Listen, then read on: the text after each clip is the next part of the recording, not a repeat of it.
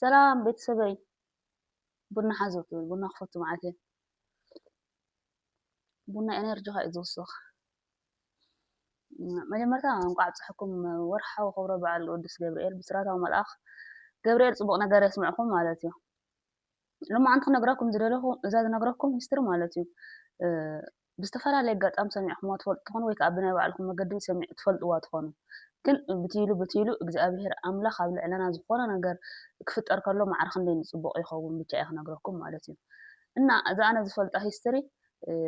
ክነግረኩም ሓደ ሰብኣይ ይጓዓዙ ነይሮም ኣብ ጫካ በረኻ ይጓዓዙ ነይሮም እናተጓዓዙ ሳእኖም ትምንጠሶም ሳእኖም ምስ ተመንጠሰቶም እግዚኣብሔር ኣምላኽ የማርሩ ማለት እዩ አንታ ጎይታይ ማዕረይ እንታይ ገይረካ ደኣ ናብ ጉዕዞና ኸድኩ ኢሎም ገለ የማርሩ ብጣዕሚ የማርሩ ተሳእኖም ኣሰሩ ማለት እዩ ካብኡ ኣማሪሮም ከይወድኡ ንእሽተይ ምስ ተጓዓዙ ከዓነ ሓንቲ ሳእኖም ትምንጠስ ማለት እዩ ሓንቲ ሳእኖም ምስ ተመንጠሶም ንሳና ኣሰሩ ከዓነ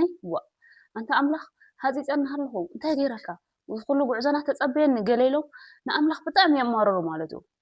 ንኣምላኽ ናማርሩ ንሶም ጫማኦም ስጋዕ ዝኣስሩ ዝኾነ ይሓልፍ ማለት እዩ ካብኡ ከይዶም እዛ ሳእኖም ኣዕረም እናኸዱ ንእሽተይ ጉዕዞ ምስ ተጓዓዙ ማለት እዩ ለከስ ኣብቲ ዝነበርዎ ጫካ በረኻ ኩሉ ግዜ ዝሓልፍ እሶም ጫማኦም ዝኣስሩሉ ሰዓት ዝሓልፍ ገበል ነይሩ ማለት እዩ ሕዚ ገበል ሰብ ይበልዕ ስለ ዝነበረ ጫማኦም ኣማሪሮም ወዲኦም ጫማኦም ኣሲሮም ምስ ከዱስ እቲ ቀዲሞዎም ዝሓለፈ ሰብ ተበሊዑ ፀኒሕዎም ይበሃል ዋናው ነገር ኣብ ሂወትና ዝፍጠር ሕማቕ ነገር ይኹን ዝኾነ ይኹን ደቀቕቲ ነገር ይኹን ዓብይ ነገር ብዘይገድስ ማዕረ ክንደይ ኣምላኽ ንፅቡቕና ይገብሮ ንምባል እምበር ምናልባት ዓበይቲ ወለድና ዘፅንሕዎ ሂስትሪ ክኾን ይኽእል እና ዝኾነ ነገር ክፍጠር ከሎና ኣብ ልዕለና ኣብ ዝኾነ ነገር ከጋጥመና ከሎ ብፍላይ ከዓ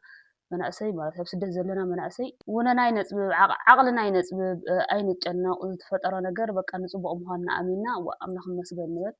ብዘለና ነመስግን ማለት እዩ እቲ ስራሕ ዘለዎ ካብቲ ስራሕ ዘይብሉ ይሕይሽ እቲ ስራሕ ዘይብሉ ከዓነ ካብቲ ሓሚሙ ፈቐዶ ሕክምናን ፈቐዶ ሕማቕ ነገር ኣብ ስታይን ዝውዕል ዘሎ ዝጭነቕ ዘሎ ይሕይሽ ስራሕ ዘለዎ ካብቲ ስራሕ ዘይብሉ ይሕይሽ ስራሕ ዘይብሉ ከዓነ ካብቲ ሓሚሙ ኣብ ሕክምና ናብ ስቃይን ዘሎ ይሕይሽና ብዘለና ነገር ኣብቲ ዘለናዮ ኩነታት ኣብቲ ዘለናዮ ህሞት ተመስገን ኣምላኽ ንብል እዚኣ ክነግረኩም ደልየ ቻው በልኩም መዓልቲ